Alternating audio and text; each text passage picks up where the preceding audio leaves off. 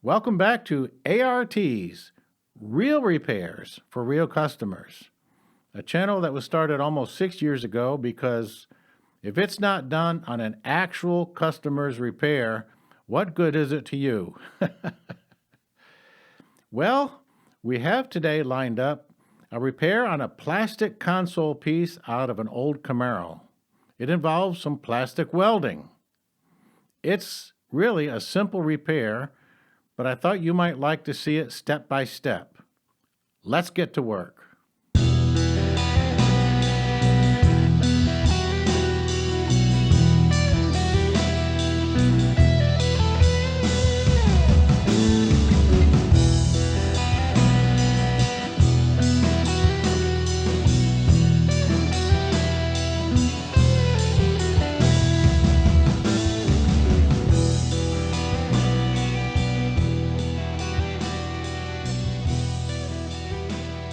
Actually, we have a mess of parts from the salvage yard.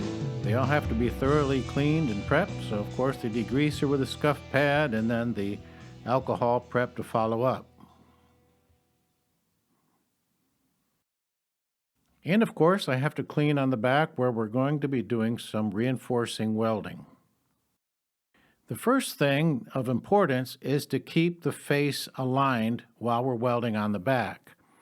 So you can do this several ways. Here's a little bit of glue, just so that we can mate the two surfaces perfectly. We want to keep this in the right plane here on the face, so we can accelerate that glue, hold it there until it's cured.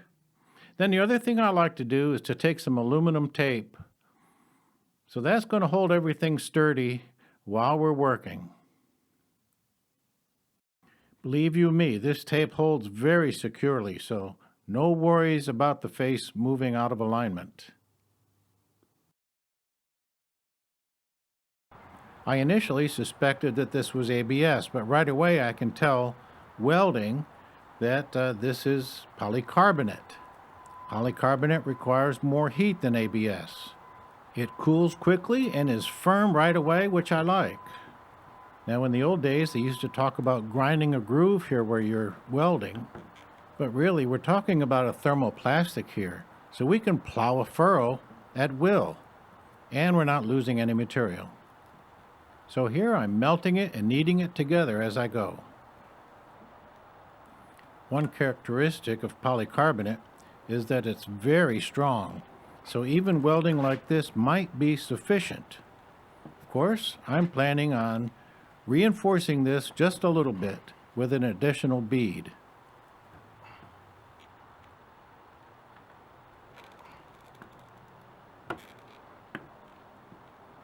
What I have handy is an ABS welding rod. Now, I've got the temperature at the very same setting here as for the polycarbonate, but notice that the ABS softens much more readily. The ABS melts at a lower temperature. But at this higher temperature, we can spread it out and get it to reinforce around the previous weld.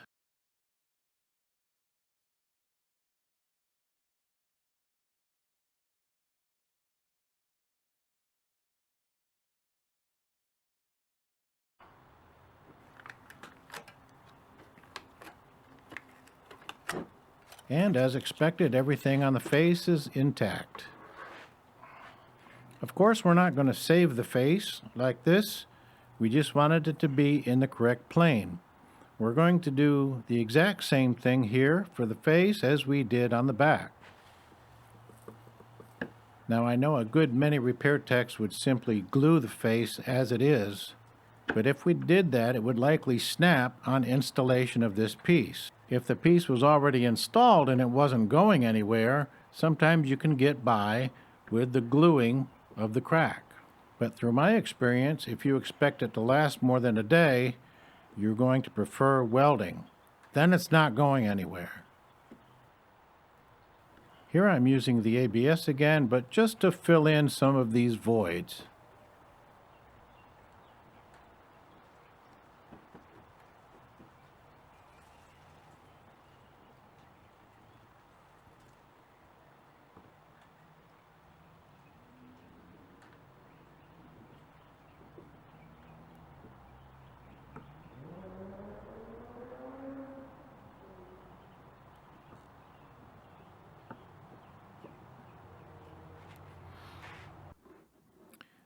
The multi-tool works really nice for something like this. This is 80 grit.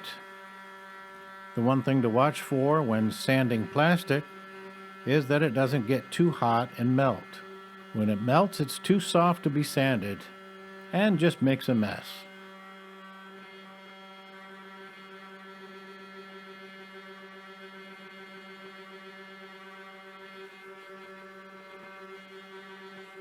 So to make a couple of observations, we felt that when we were welding the ABS onto the polycarbonate, that it was bonding really well. And here on sanding, we see that it adheres well too. The ABS is not coming loose from the polycarbonate. Does that make good sense? Let's take a look at this piece of trim. I might say this looks like ABS, and you might say, well, that looks like polycarbonate. But on flipping it over, we see that it's a combination of the two. So it is common in the industry to blend the two plastics to enjoy the properties of both. And that helps to verify our observations. Here I'm using a bit of flexible gel on some 100 grit sandpaper. And rubbing that vigorously in there, we're going to stir up some sanding dust to mix with the gel, and this will help to resurface our plastic. Now, if you were doing this in a body shop setting, you might resurface this with Bondo that you had mixed up along with another job. And certainly that would feather down to a perfect finish.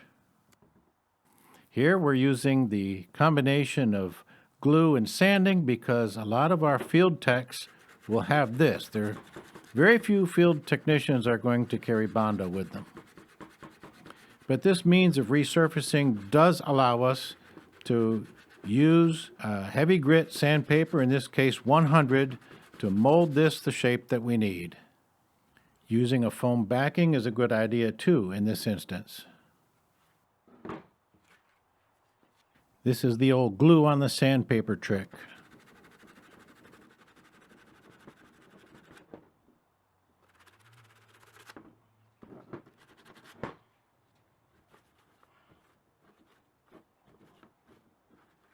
Let's get ready and put a guide coat on here so we can see all of our imperfections.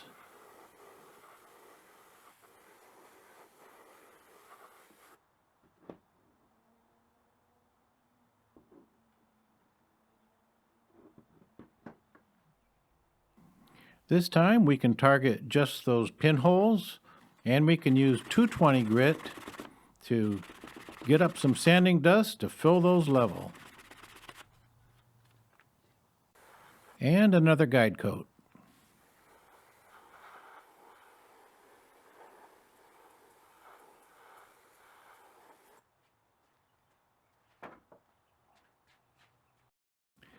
.400 grit this time.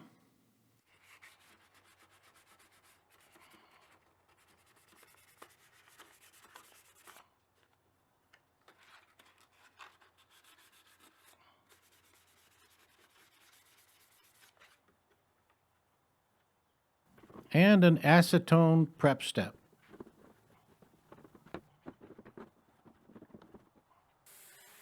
Let's give it one coat of adhesion promoter. This is out of my blue gun, and that gun is used only for clear solvents. So basically used for adhesion promoter and clear solvent adhesives, never any color. We're not totally finished with the repair yet, but since all of our salvage yard pieces need to be painted black, let's take this opportunity to get everything up to speed here color-wise, and then we'll take another look at our repair. A light coat of color at first, of course, as usual. Never try to hide everything on your first pass.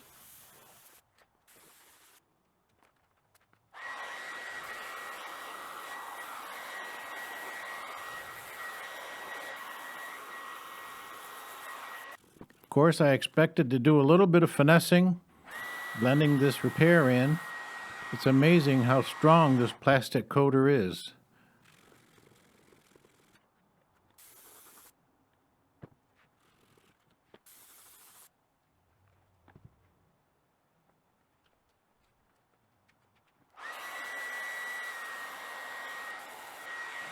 Well, I hope you found that somewhat informative and found that plastic welding is something you can easily do when it has to be fixed right. And there you go. All the parts color changed and ready for delivery. Thanks for watching.